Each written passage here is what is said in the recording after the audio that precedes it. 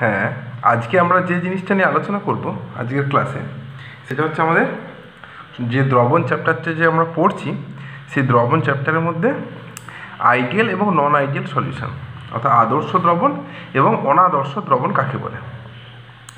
তো দেখো, ideal solution কাকে বলবো আর নন আইডিয়াল সলিউশন কাকে বলবো। যদি ডেফিনেশন বলতে হয়, ডেফিনেশন আইডিয়াল সলিউশনের ডেফিনেশন হচ্ছে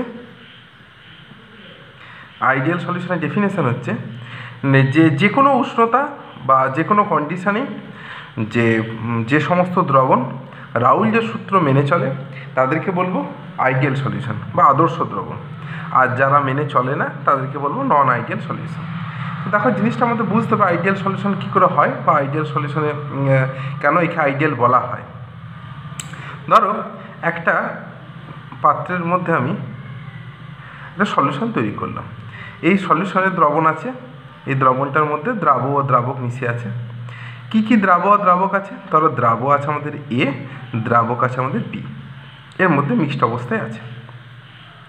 তাহলে দেখো, এই যে দ্রাব্য এবং যে দ্রাবক আছে, এদের যে মিক্সড অবস্থায় আছে, তাহলে এদের মধ্যে দেখো তিন প্রকার ইন্টারাকশান আসতে পারে। আকর্ষণ বল কি কি না, দুটো এ মধ্যে ইন্টারাকশান আসতে পারে, আবার দুটো বি এর মধ্যে ইন্টারাকশান আসতে পারে, আর কি আসতে পারে, এ এবং বি এর মধ্যে ইন্টারাকশান আসতে পারে। অর্থাৎ দ্রাব্য দ্রাব্য ইন্টারাকশান, দ্রাবক দ্রাবক ইন্টারাকশান এবং দ্রাব্য দ্রাবক ইন্টারাকশান। দেখো, যখন এই তিনটে ইন্টারাকশানের মানটা সমান, আকর্ষণ বলের যে মানগুলো যখন সমান হয়ে যাচ্ছে, তখন সেই সলিউশনটাকে আমরা কি বলবো? সেই সলিউশনটি কিন্তু বলবো আমরা আইডিয়াল সলিউশন। যখন এ ইন্টারাকশানের মানটা সমান কার সঙ্গে? বিবি এর সঙ্গে সমান কার সঙ্গে? এবি এর সঙ্গে। এই যে সলিউশনটা আমাদের তৈরি হবে, এই সলিউশনগুলো বলবো কি না আইডিয়াল সলিউশন।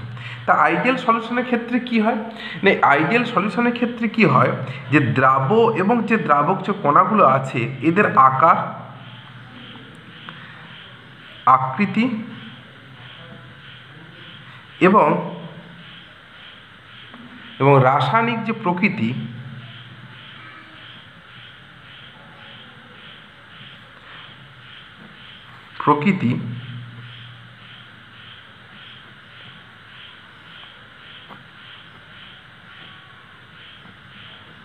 সব সমান হয়। অর্থাৎ আমাদের এই যে এর সঙ্গে বি এর কিন্তু কোনো বেসিক ডিফারেন্স কিছু নেই, সেই জন্য এগুলো কি বলবো আইডিয়াল সলিউশন। দেখো, ঠিক যেমন আমাদের আইডিয়াল গ্যাস নিয়েছিলাম, ঠিক সেরকমভাবেই আমরা কিন্তু এগোচ্ছি আইডিয়াল সলিউশনের দিকে। আদর্শ গ্যাসের ক্ষেত্রে কিন্তু আমাদের কিন্তু কণাগুলোর মধ্যে আকার, আকৃতি, এদের কিন্তু কোনো পার্থক্য কিন্তু ছিল না, সেই জন্যই তারা তো আইডিয়াল সলিউশন ছিল। যদি পার্থক্য হতো তাহলে কী হতো? আইডিয়াল গ্যাস ছিল, যদি পার্থক্য তাহলে কী হতো? সে আমাদের নন আইডিয়াল গ্যাস, এবং যেটা নিয়ে আলোচনা করেছিলাম আমরা ভ্যান ডার ওয়ালস গ্যাস, সেই নিয়ে।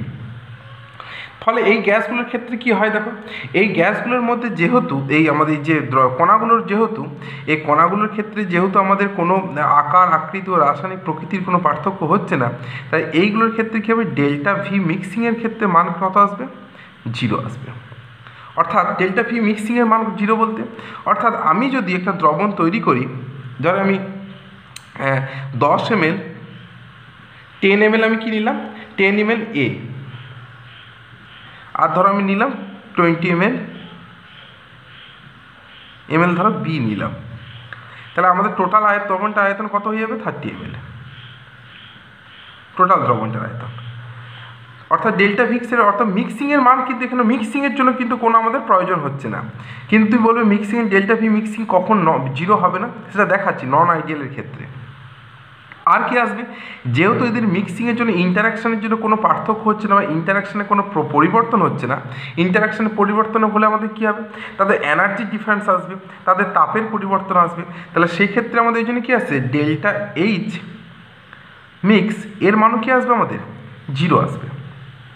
অর্থাৎ এক্ষেত্রে কিন্তু আমাদের কোনো তাপের শোষণ বা বর্জন কিচ্ছু হবে না, অর্থাৎ এই এনার্জির কোনো কিন্তু পরিবর্তন হবে না। এনার্জি পরিবর্তন কখন হয়? যখন দুটোর ক্ষেত্রে এনার্জি ডিফারেন্স হয়, এবং সেই ক্ষেত্রে ইন্টারাকশান যখন হয়, তখন কিন্তু আমাদের সেক্ষেত্রে এনার্জি ডিফারেন্স হয়, ফলে সেক্ষেত্রে এক এনার্জির মান পাবো। কিন্তু যেহেতু এদের আকার, আকৃতি এবং রাসায়নিক প্রকৃতি সমান, ফলে এদের ইন্টারাকশানের জন্য আলাদা করে কিন্তু এনার্জির কোনো গ্রহণ বা বর্জন হয় না, ফলে ডেল্টা এইচ মিক্সিংয়ের ক্ষেত্রে মানটা জিরো হয়। এগুলো যেমন উদাহরণ কীরকম, ধরো আমাদের আইডিয়াল সলিউশন উদাহরণ হচ্ছে, আমাদের অনেক সময় কোশ্চেন পর একটা আইডিয়াল সলিউশন উদাহরণ দাও না, বেনজিন ও টলুইনের মিশ্রণ, বেনজিন ও টলুইন এর মিশ্রণ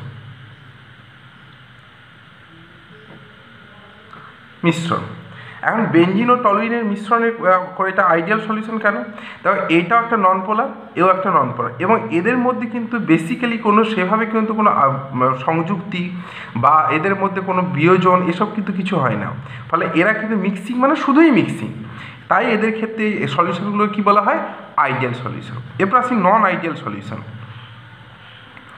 নন আইডিয়াল সলিউশন, দেখো নন আইডিয়াল সলিউশনটা কীরকম জিনিস, তাহলে নন আইডিয়ালের যদি আমি ডেফিনেশান বলি, তাহলে যারা যে কোনো উষ্ণতা বা যে কোনো কন্ডিশনে রাউল্টের সূত্র মেনে চলবে না, তাদের কি বলবো, নন আইডিয়াল সলিউশন। তাহলে নন আইডিয়াল সলিউশনের ক্ষেত্রে কী হবে, যে আমি ধরো যে দ্রাব নিলাম এ, দ্রাব হচ্ছে বি, তাহলে এদের ক্ষেত্রেও তিন প্রকার ইন্টারাকশান, এ এ, আর একটা বিবি, আর একটা কি না এবি, এবি ইন্টারাকশান, তিন প্রকার ইন্টারাকশান।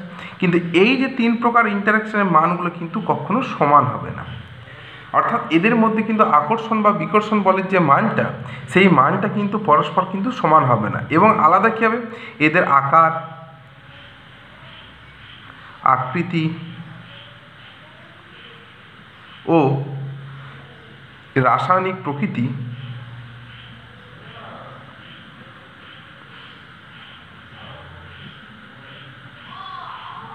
কী হবে, আলাদা, এদের আলাদা হবে। ফলে এদের ক্ষেত্রে কী হবে, delta V mixing not equal to zero, এবং ডেল্টা এইচ মিক্সিং এটারও মান কি আসবে, নট ইকুয়াল টু জিরো। তাই জিনিসটা একটু বুঝিয়ে বলি, এই মানটা নট ইকুয়াল টু জিরো কী করে আসে, দেখো ধরো আমাদের এর একটা উদাহরণ দিয়ে বলি, ইথাইল অ্যালকোহল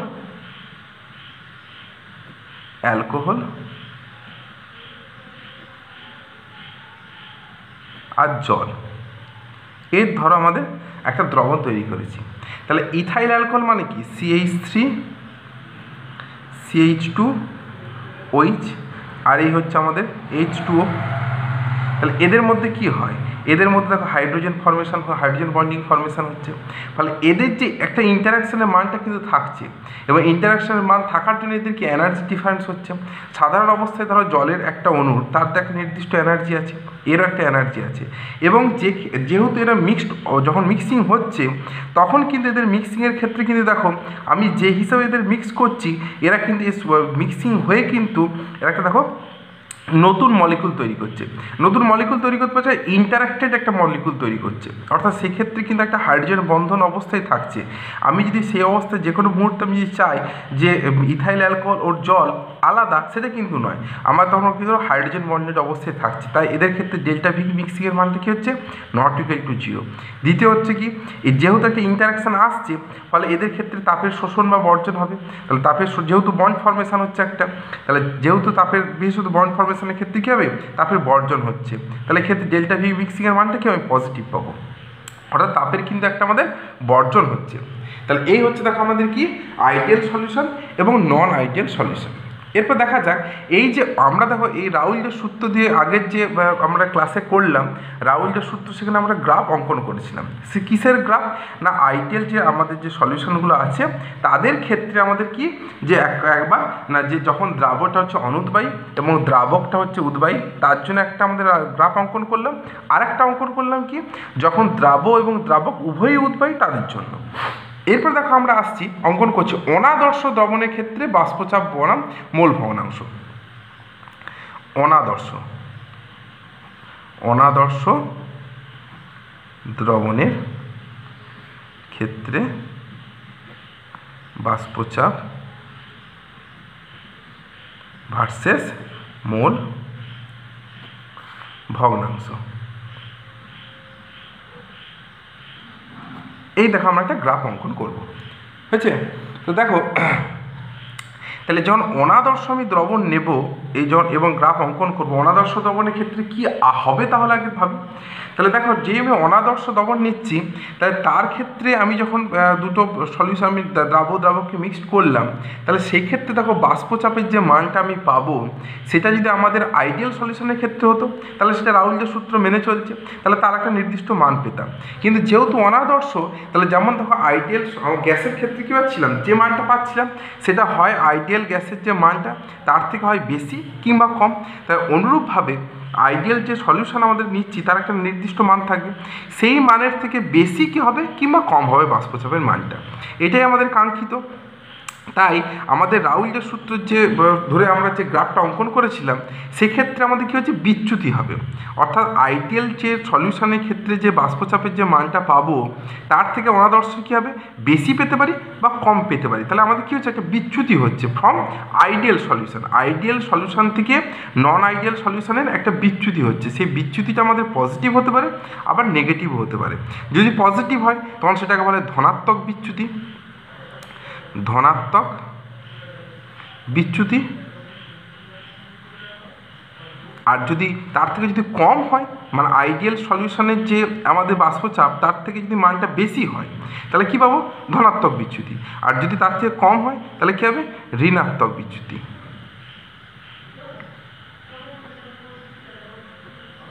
তাহলে আমরা কী পাবো না, ঋণাত্মক বিচ্যুতি পাবো। তাহলে দেখো আইডিয়া মানে আমাদের ধনাত্মক বিচ্যুতি এবং ঋণাত্মক বিচ্যুতি কীভাবে হয় দেখো। দেখো আমাদের তাহলে এখানে একটা যে কোনো অনাদর্শ দ্রবণই যদি আমরা নিই, তাহলে আমাদের একটা দ্রাব আছে, একটা দ্রাবক আছে। তাহলে এখানেও 3 প্রকার interaction, A B R A B. যদি দেখো এই এবির ইন্টারাকশানের মানটা যদি আমাদের কম হয় কার থেকে, এ বা বিবির থেকে, ফলে কী হবে, আমাদের ধরো যে দ্রবণের মধ্যে এ আর বিগুলো আছে, তাহলে এও বিকে টেনে রাখতে পারবে না, আবার বিও একে টেনে রাখতে পারবে, ফলে এদের ইন্টারাকশানের মানটা কী হবে, কম। তাহলে কম হলে কী হবে, এদের বাষ্পীভূত হওয়ার প্রবণতা বাড়বে, বাষ্পীভূত প্রবণতা বাড়বে, এরা বেশি পরিমাণে বাষ্পীভূত হবে। ফলে আমাদের যে নর্মালি যে ইন্টারাকশানটা হওয়ার কথা ছিল, অর্থাৎ এবির ইন্টারাকশানের মানটা সমান হওয়ার কথা ছিল কার সঙ্গে, এ বা বিবির সঙ্গে, কিন্তু তার মানটা কী হয়ে গেছে, এর থেকে কম হয়ে গেছে। তাহলে কী হবে, এরা বেশি পরিমাণে বাষ্পীভূত হবে। এবং রাউলের সূত্র অনুসারে যেটা আমাদের এই 3টে মান সমান হলে যে বাষ্পচাপের মানটা আমার পাওয়ার কথা, তার থেকে কী হবে, এর থেকে বেশি পাবো। ফলে দেখো আমি যে গ্রাফ অঙ্কন করেছিলাম আমরা, যেটা আমাদের ওই মানে ভলাটাইল আমাদের বা উদ্বায়ী দ্রাব এবং উদ্বায়ী দ্রাবকের ক্ষেত্রে, সেই যে গ্রাফটা আমরা অঙ্কন করেছিলাম কীরকম না,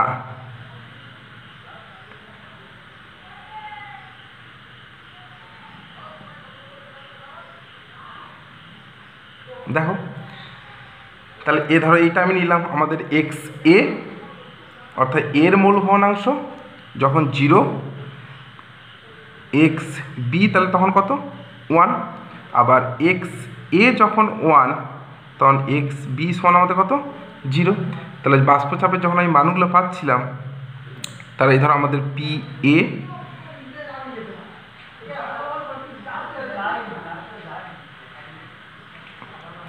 0, আর এটা ধরো আমাদের পিবি 0, ম্যাক্সিমাম মানগুলো পাচ্ছিলাম।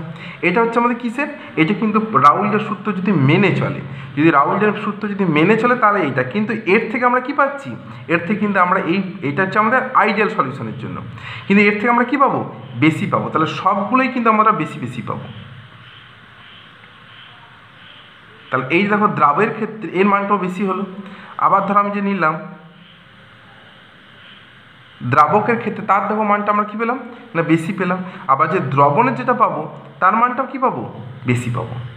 এটা হলো আমাদের কি ধনাত্মক বিচ্যুতি। অনুরূপভাবে যদি আমরা ঋণাত্মক বিচ্যুতিকে দেখি, তাহলে অনুরূপভাবে দেখো আমাদের কি আসবে,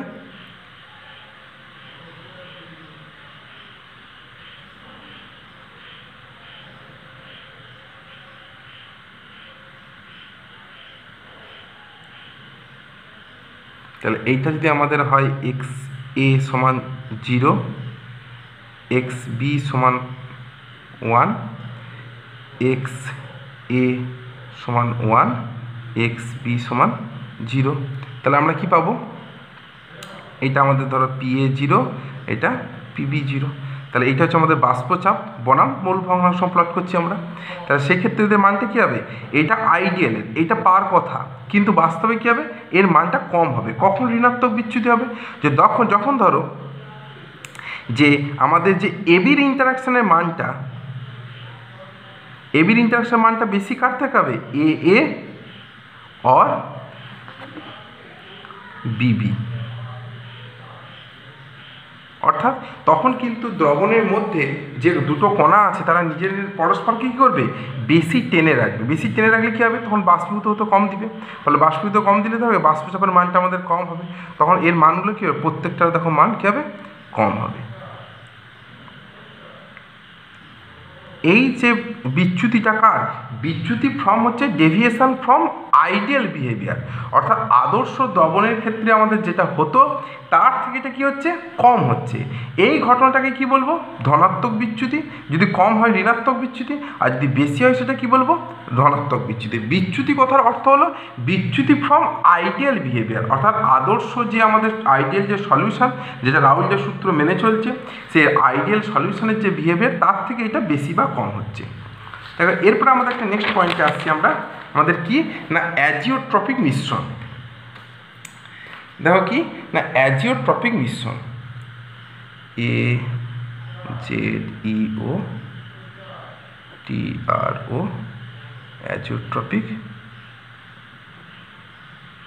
অ্যাজিওট্রপিক মিক্সচার। দেখো অ্যাজিওট্রপিক মিক্সচার কী জিনিস, দেখো অ্যাজিওট্রপিক মিক্সচার কিন্তু অলরেডি আমরা জানি অ্যাজিওট্রপিক মিক্সচার কী জিনিস। দেখো আগে ডেফিনেশনটা বলে অ্যাজিওট্রপিক মিক্সচারের ক্ষেত্রে বা জিনিসটা একটু বুঝিয়ে বলি। ধরো আমি একটা দ্রবণ তৈরি করেছি, তার মধ্যে কি দিয়েছি, এ আর বিকে অ্যাজিওট্রপিক মিশ্রণে দেখো এ আর বিকে মিক্স করেছি। তো দেখো আমরা যে সাধারণ যে আমাদের সেপারেশন যে ব্যাপারগুলো ছিল, যে পৃথকীকরণ যে ব্যাপারগুলো ছিল, সেখানে আমাদের অন্যতম একটা পয়েন্ট ছিল কি না পাতন। পাতন কী দিয়ে করা হতো না, যখন দুটো ভিন্ন স্ফুটনাঙ্ক বিশিষ্ট তরলকে মিক্সড করা অবস্থায় রাখা হচ্ছে, তখন কী হচ্ছে, যখন ওদেরকে ফোটানো হচ্ছে, যার স্ফুটনাঙ্কটা কম সে আগে বাষ্পীভূত বেরিয়ে চলে যাচ্ছে, এবং সেই বাষ্পকে আমরা যখন কনডেন্স করছি তখন তাকে পেয়ে যাচ্ছি। এরপরে বাষ্পীভূত হচ্ছে কি, যার স্ফুটনাঙ্ক বেশি সে পরে বাষ্পীভূত হচ্ছে, এবং তার থেকে কী হচ্ছে, যার বাষ্পচাপের মানটা আমার যার স্ফুটনাঙ্কটা কম তার থেকে আমি কাকে পৃথক করে নিতে পারছি, আমি যার স্ফুটনাঙ্কটা বেশি তার থেকে। অর্থাৎ আমি একটা পাতন পদ্ধতির সাহায্যে কিন্তু এ আর বিকে তখন আমরা যে পার্থক্য করি বা সেপারেশন করি, ব্যাপারটাকে পৃথকীকরণ করি, সেটি কিন্তু পাতন পদ্ধতির সাহায্যে করি। এবং তার মূল আমাদের কী ছিল না, স্ফুটনাঙ্ক ধরে স্ফুটনাঙ্কের পার্থক্য। যেমন ধরো এর স্ফুটনাঙ্ক ধরো কার থেকে বেশি, কার থেকে বি এর থেকে। তাহলে এই দ্রবণটাকে যদি আমি ফুটাই, তাহলে এর স্ফুটনাঙ্ক ধরো আমাদের কত না, এর স্ফুটনাঙ্ক 120 ডিগ্রি সেন্টিগ্রেড, আর বি এর স্ফুটনাঙ্ক ধরো আমাদের কত 100 ডিগ্রি সেন্টিগ্রেড। তাহলে এখন যদি আমি এটাকে দ্রবণটাকে যদি আমি ফোটাই, তাহলে প্রথমে কী বেরিয়ে যাবে, দ্রবণ থেকে কিন্তু বেরোতে শুরু করে প্রথমে বি। তাহলে দ্রবণের শেষকালে আমাদেরকে পড়ে থাকবে, শেষকালে পড়ে থাকবে আমাদের এ, তারপরে এ বেরোবে। তাহলে যতক্ষণ না আমাদের টেম্পারেচারটা 100 ডিগ্রি থেকে আমাদের 120 ডিগ্রিতে আসছে, ততক্ষণ পর্যন্ত কিন্তু এ বেরোচ্ছে না, তখন শুধু কে বেরিয়ে যাচ্ছে, বি বেরিয়ে যাচ্ছে।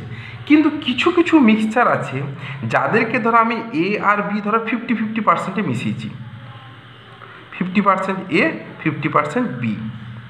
তাহলে এদের সংযুক্তি কত, 1:1।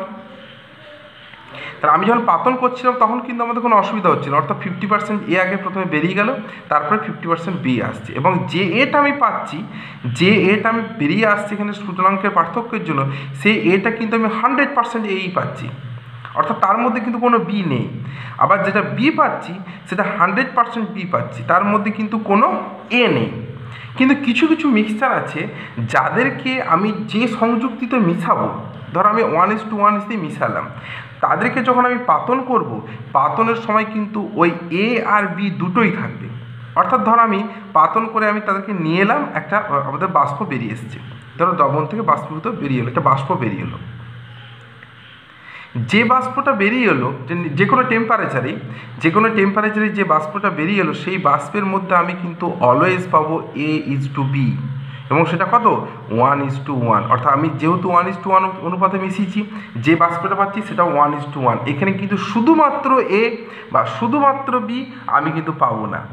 এই যে সলিউশনগুলো তাদেরকে কি বলবো? অ্যাজিওট্রপিক মিক্সচার। অর্থাৎ যাদেরকে পাতন করলো, যে অনুপাতে আমাদেরকে মিশিয়েছি পাতন করলো, যে পাতিত পাবো সেই পাতিতের মধ্যে তাদের কিন্তু রাসায়নিক যে সংযুক্তি বা তাদের যে অনুপাত, সেইটা কিন্তু অনুপাতের কোনো পরিবর্তন হবে না, সেটাই কি বলবো? অ্যাজিওট্রপিক মিক্সচার। দেখো আমাদের একটা অ্যাজিওট্রপিক মিক্সচারের উদাহরণ হলো জল ও অ্যালকোহল।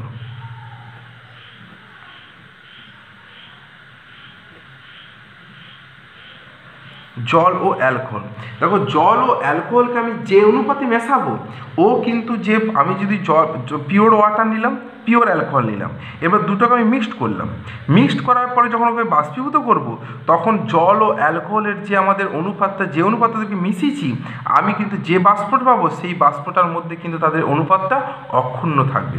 শুধু সেক্ষেত্রে পিওর ওয়াটার বা পিওর অ্যালকোহল আমার পক্ষে পাওয়া সম্ভব নয়। তাহলে জল ও অ্যালকোহলের আমাদের মিক্সচার যেটা হচ্ছে কি অ্যাজিওট্রপিক মিক্সচার। দেখো আমরা খুব ছোটোবেলাতে ক্লাস 10-এ 9-এও আমরা পড়েছি, দেখো কি না নির্জল অ্যালকোহল। দেখো আমরা অ্যালকোহলকে নির্জল অর্থাৎ জলবিহীন আমরা কিন্তু সহজে করতে পারি না। আমরা দেখো 99.99% পর্যন্ত জল রিমুভ করতে পেরেছি, কিন্তু 100% জল রিমুভ করতে পারিনি। কেন না জলের সঙ্গে হাইড্রোজেন অলওয়েজ কী আছে? হাইড্রোজেন বন্ডিং অবস্থায় উৎপন্ন করে দেয়। এই হাইড্রোজেন বন্ডিং ঘটানোর জন্য কি হয়? এদের অনুপাতের কিন্তু মানটা আমাদের পরিবর্তিত হয় না। এই ধরনের যে মিশ্রণ তাদেরকে বলবো কি অ্যাজিওট্রপিক মিশ্রণ। এবং এদের কি হয়? আমাদের যদি উষ্ণতা এবং চাপ যদি অপরিবর্তিত রাখা হয়, এই অপরিবর্তিত উষ্ণতা চাপে এদের অনুপাতেরও কোনো পরিবর্তন হবে না। যে অনুপাতে আমি মিশিয়েছি, যে বাষ্প উৎপন্ন হবে সেই বাষ্পের অনুপাতের মান অক্ষুণ্ণ থাকবে।